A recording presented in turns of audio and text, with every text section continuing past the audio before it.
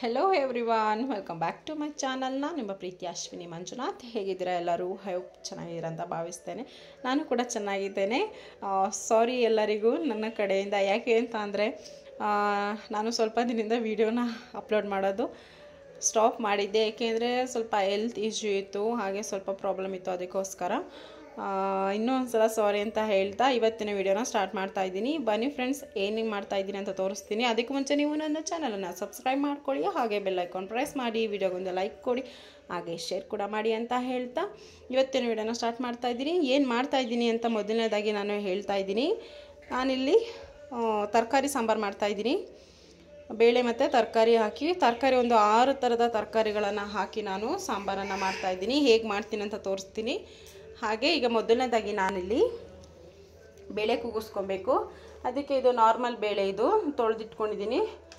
ಹಾಗೆ ಇಲ್ಲಿ ಒಂದು 3 ಟೊಮೆಟೊನ ಈ ಥರ ದಿಂಡು ತೆಗ್ದು ಕಟ್ ಮಾಡ್ಕೊಂಡಿದ್ದೀನಿ. ಹಾಗೆ 2 ಸಣ್ಣದಾದ ಗೆಡ್ಡೆಯಷ್ಟು ಬೆಳ್ಳುಳ್ಳಿ, 2 ಗರಿ ಕರಿಬೇವು, ಹಾಗೆ 2 ಈರುಳ್ಳಿ ತೊಗೊಂಡಿದ್ದೀನಿ.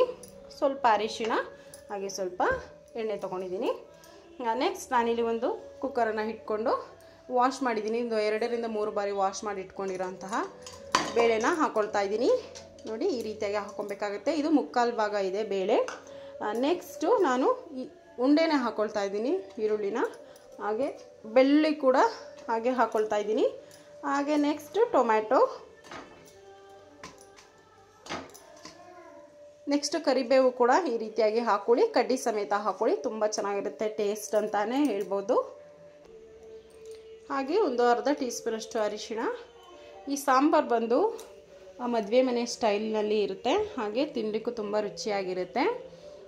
ಏನು ಹೇಳೋದಕ್ಕೆ ಇಷ್ಟಪಡ್ತೀನಪ್ಪ ಅಂದರೆ, ನಾವು ಮನೆಯಲ್ಲೇ ಮಾಡೋದ್ರಿಂದ ತುಂಬಾ ಅದೇ ಒಂದು ರೀತಿಯಲ್ಲಿ ನಾವು ರುಚಿಕರವಾಗಿ ಮಾಡ್ಕೊಬೋದು. ಒಂದು ಅರ್ಧ ಟೀ ಸ್ಪೂನಷ್ಟು ಎಣ್ಣೆಯನ್ನು ಹಾಕ್ಕೊಂಡಿದ್ದೀನಿ. ಇಷ್ಟನ್ನು ಹಾಕ್ಕೊಂಡು ನಾವು ನೀರು ಹಾಕ್ಕೊಬೇಕಾಗುತ್ತೆ. ನಾನು ಬೇಳೆ ಬೇಯುವಷ್ಟು ಒಂದು 2 ರಿಂದ ಈ ಗ್ಲಾಸಲ್ಲಿ 3 ಗ್ಲಾಸ್ ನೀರನ್ನು ಆ್ಯಡ್ ಮಾಡ್ತಾಯಿದ್ದೀನಿ. ನಾನಿಲ್ಲಿ ಲಿಡ್ಡನ್ನು ಕ್ಲೋಸ್ ಮಾಡಿದ್ದೀನಿ. ಇದು ಒಂದು 2 ವಿಷಲ್ ಬಂದರೆ ಸಾಕಾಗುತ್ತೆ, ಯಾಕೆಂದರೆ ನೆಕ್ಸ್ಟು ತರಕಾರಿ ಕೂಡ ಬೇಯಾಕಬೇಕಾಗುತ್ತೆ. ನಾನಿಲ್ಲಿ ತರಕಾರಿ ಏನೆಲ್ಲ ತೊಗೊಂಡಿದ್ದೀನಿ ಅಂತ ಹೇಳಕ್ಕೆ ಹೋದರೆ, ನಾನಿಲ್ಲಿ 4 ರಿಂದ 5 ಬದನೆಕಾಯಿ ತೊಗೊಂಡಿದ್ದೀನಿ. ಹಾಗೆ ಸ್ವಲ್ಪ ತೊಂಡೆಕಾಯಿನಲ್ಲಿ ಹುಳಿ ಅಂಶ ಇರುತ್ತೆ, ಅದರಿಂದ ನಾನು ಹುಣಸೆನೇನೋ ಹಾಕ್ತಾ ಇಲ್ಲ. ತುಂಬಾ ಚೆನ್ನಾಗಿರುತ್ತೆ, ಆರೋಗ್ಯಕ್ಕೂ ಕೂಡ ತರಕಾರಿಗಳು ತುಂಬಾ ಒಳ್ಳೆಯದು. ನೀವು ದಿನ ಬಳಕೆಯಲ್ಲಿ ಬಳಸಿದ್ರೆ ಆರೋಗ್ಯ ಕೂಡ ಚೆನ್ನಾಗಿರುತ್ತೆ ಅಂತ ಹೇಳ್ಬೋದು. ನೆಕ್ಸ್ಟ್ ನಾನಿಲ್ಲಿ ಸ್ವಲ್ಪ ಬೀನ್ಸ್ ತೊಗೊಂಡಿದ್ದೀನಿ. ನಾನಿದು ಫಸ್ಟು ವಾಶ್ ಮಾಡಿ ಇಟ್ಕೊಂಡಿರೋದು. ಯಾವುದೇ ತರಕಾರಿಗಳನ್ನ ಕಟ್ ಮಾಡೋಕ್ಕೂ ಮುಂಚೆ ಫಸ್ಟು ಒಂದು 2 ರಿಂದ 3 ಬಾರಿ ಸ್ವಲ್ಪ ಸಾಲ್ಟ್ ಹಾಕಿ ವಾಶ್ ಮಾಡ್ಕೊಳ್ಳಿ. ಚೆನ್ನಾಗಿರುತ್ತೆ, ತರಕಾರಿಗಳೆಲ್ಲ ಫ್ರೆಶ್ ಆಗಿರುತ್ತೆ, ಯಾವುದೇ ರೀತಿ ಕ್ರಿಮಿಕೀಟಗಳು ಇರೋದಿಲ್ಲ ಅಂತಲೇ ಹೇಳ್ಬೋದು. ನೆಕ್ಸ್ಟ್ ನಾನಿಲ್ಲಿ ಸ್ವಲ್ಪ ಗೋರಿಕಾಯಿ ತೊಗೊಂಡಿದ್ದೀನಿ. ಸಾಮಾನ್ಯವಾಗಿ ತರಕಾರಿ ಸಾಂಬಾರಿಗೆ ಗೋರಿಕಾಯಿ ಹಾಕೋದಿಲ್ಲ, ಏಕೆಂದರೆ ಅದು ಟೇಸ್ಟು ಚೆನ್ನಾಗಿರೋದಿಲ್ಲ ಅಂತ ಹೇಳಿ. ಈ ಥರ ಮಿಕ್ಸಲ್ಲಿ ಹಾಕೋದ್ರಿಂದ ತುಂಬಾ ಚೆನ್ನಾಗಿರುತ್ತೆ. ನೆಕ್ಸ್ಟ್ ನಾನಿಲ್ಲಿ ಸ್ಮಾಲ್ ಅಂದರೆ 2 ಮೀಡಿಯಮ್ ಸೈಜ್ದು ಆಲೂಗಡ್ಡೆ ತೊಗೊಂಡಿದ್ದೀನಿ, ಹುರಿದಿಟ್ಕೊಂಡಿದ್ದೀನಿ. ಒಂದು 2 ಕ್ಯಾರೆಟ್, ಇಷ್ಟು ತರಕಾರಿಗಳನ್ನ ತೊಗೊಂಡಿದ್ದೀನಿ. ಇವಾಗ ಇದನ್ನು ಕಟ್ ಮಾಡ್ಕೊಳ್ಳೋಣ. ವಿಷಲ್ ಕೂಡ ಬಂದಿದೆ, ಅದೇ ರೀತಿ ಇನ್ನೊಂದು ವಿಷಲ್ನ ಹೊಡೆಸ್ಕೊಳ್ಳೋಣ. ನಾನಿಲ್ಲಿ ತರಕಾರಿಗಳೆಲ್ಲನೂ ಕಟ್ ಮಾಡಿ ಇಟ್ಕೊಂಡಿದ್ದೀನಿ. ಹಾಗೆ ಏನೆಲ್ಲ ಬೇಕು ಇನ್ನೂ ಇಂಗ್ರೀಡಿಯೆಂಟ್ಸ್ ಇದೆ. ಸಾಂಬಾರು ಪೌಡರೆಲ್ಲ ರೆಡಿ ಮಾಡ್ಕೊಬೇಕಾಗಿದೆ. ನೋಡ್ತಾ ಇರ್ಬೋದು, ಬೇಳೆ ಕೂಡ ಬೆಂದಿದೆ, ಈ ಥರ ಓಪನ್ ಆಗಬೇಕು ಬೇಳೆಗಳು. ನೆಕ್ಸ್ಟ್ ನಾನಿಲ್ಲಿ ಕರಿಬೇವಿನ ಸೊಪ್ಪು, ಹಾಗೆ ಟೊಮ್ಯಾಟೊ, ಈರುಳ್ಳಿ, ಬೆಳ್ಳುಳ್ಳಿ ಜೊತೆಯಲ್ಲೇ ಸ್ವಲ್ಪ ಬೇಳೆಯನ್ನು, ಅಂದರೆ ಒಂದು ಅರ್ಧ ಸೋಟು ಬೇಳೆಯನ್ನು ಹಾಕ್ಕೊಂಡು ಇದನ್ನು ಸ್ವಲ್ಪ ಹಾರಲಿಕ್ಕೆ ಇಡಬೇಕಾಗುತ್ತೆ. ನೋಡ್ತಾ ಇರ್ಬೋದು, ನಾನಿಲ್ಲಿ ಒಂದು ಪ್ಲೇಟ್ ತೊಗೊಂಡಿದ್ದೀನಿ, ಹಾಕ್ಕೊಳ್ತಾ ಇದ್ದೀನಿ ಎಲ್ಲವನ್ನು. ನಾನಿಲ್ಲಿ ಎಲ್ಲವನ್ನು ಹಾರಲಿಕ್ಕೆ ಇಟ್ಟಿದ್ದೀನಿ. ನೆಕ್ಸ್ಟ್ ನಾನಿಲ್ಲಿ ಸ್ವಲ್ಪ ನೀರು ಕಡಿಮೆ ಇತ್ತು, ಸೊ ನಾನೊಂದು 2 ಗ್ಲಾಸ್ ನೀರನ್ನು ಆ್ಯಡ್ ಮಾಡಿದ್ದೀನಿ. ಇದು ಬಿಸಿ ಆಗಿದೆ. ನೆಕ್ಸ್ಟ್ ನಾನಿಲ್ಲಿ ತರಕಾರಿಯನ್ನು ಆ್ಯಡ್ ಮಾಡ್ತಾಯಿದ್ದೀನಿ.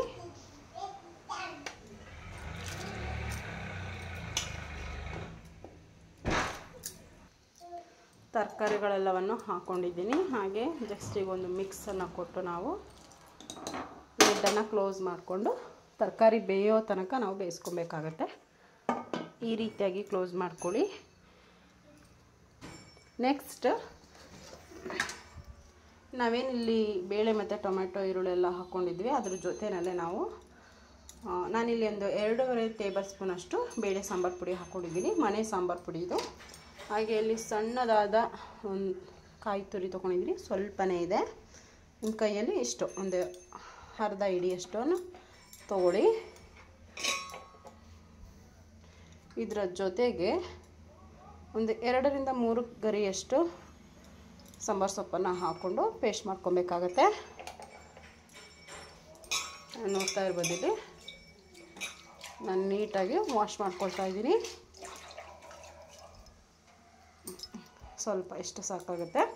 ಇದನ್ನು ಮಿಕ್ಸಿ ಜಾರ್ಗೆ ಹಾಕ್ಕೊಂಡು ಆಡಿಸ್ಕೊಬೇಕಾಗತ್ತೆ. ಪೇಸ್ಟ್ ಕೂಡ ರೆಡಿ ಆಗಿದೆ. ನೆಕ್ಸ್ಟ್ ಇಲ್ಲಿ ತರಕಾರಿ ನೀನು ಬೇಯೋ ಸ್ಟೇಜಲ್ಲಿದೆ, ಸ್ವಲ್ಪ ಹೊತ್ತು ವೆಯ್ಟ್ ಮಾಡಬೇಕಾಗುತ್ತೆ. ಇವಾಗ ನೋಡ್ತಾ ಇರ್ಬೋದು, ತರಕಾರಿಗಳು ಕೂಡ ಒಂದು ಅರ್ಧ ಭಾಗದಷ್ಟು ಬೆಂದಿದೆ. ಅರ್ಧ ಭಾಗ ಬೆಂದಿರುವಂತಹ ಟೈಮ್ನಲ್ಲಿ ನಾವು ಮಸಾಲೆನ ಹಾಕ್ಕೊಬೇಕಾಗುತ್ತೆ. ಈ ಥರ ಕಟ್ ಹಾಕಬೇಕು. ಇವಾಗ ಮಸಾಲೆನ ಆ್ಯಡ್ ಮಾಡ್ತಾಯಿದ್ದೀನಿ. ಮಸಾಲೆ ಆ್ಯಡ್ ಮಾಡಿ ಅದರ ಹಸಿ ವಾಸನೆ ಹೋಗೋ ತನಕ ನಾವು ಬೇಯಿಸ್ಕೊಬೇಕಾಗತ್ತೆ. ನಾನಿಲ್ಲಿ ಸ್ವಲ್ಪ ನೀರನ್ನು ಹಾಕ್ಕೊಳ್ತಾ ಇದ್ದೀನಿ.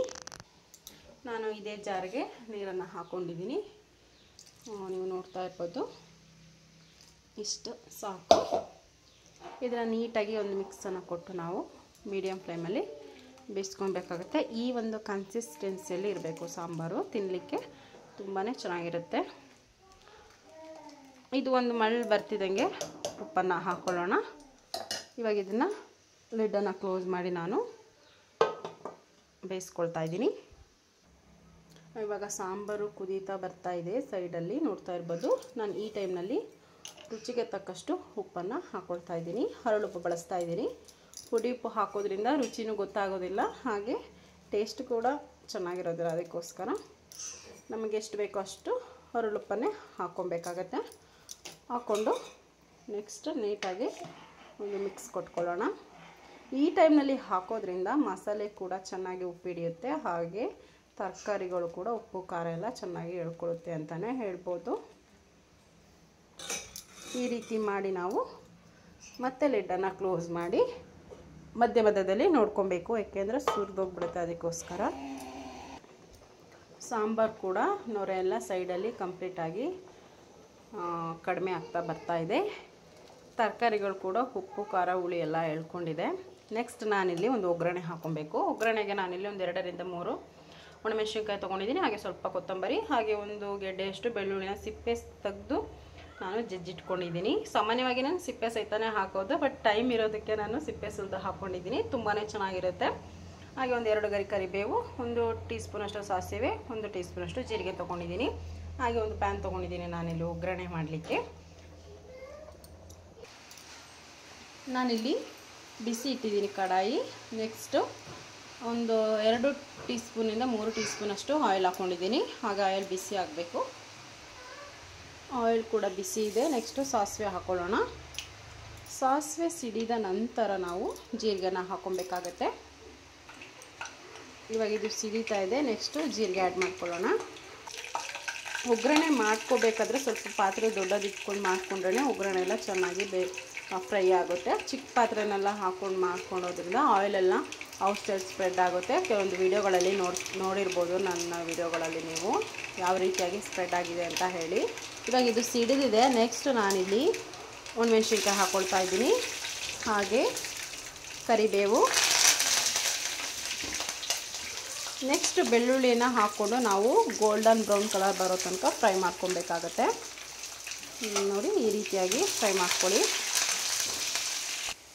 ಬೆಳ್ಳುಳ್ಳಿ ಕೂಡ ಗೋಲ್ಡನ್ ಬ್ರೌನ್ ಕಲರ್ ಬಂದಿದೆ. ಲಾಸ್ಟಲ್ಲಿ ಕೊತ್ತಂಬರಿ ಸೊಪ್ಪನ್ನು ಹಾಕಿ ನಾನಿಲ್ಲಿ ಸ್ವಲ್ಪ ಸಾಂಬಾರು ಆ್ಯಡ್ ಮಾಡ್ತಾಯಿದ್ದೀನಿ.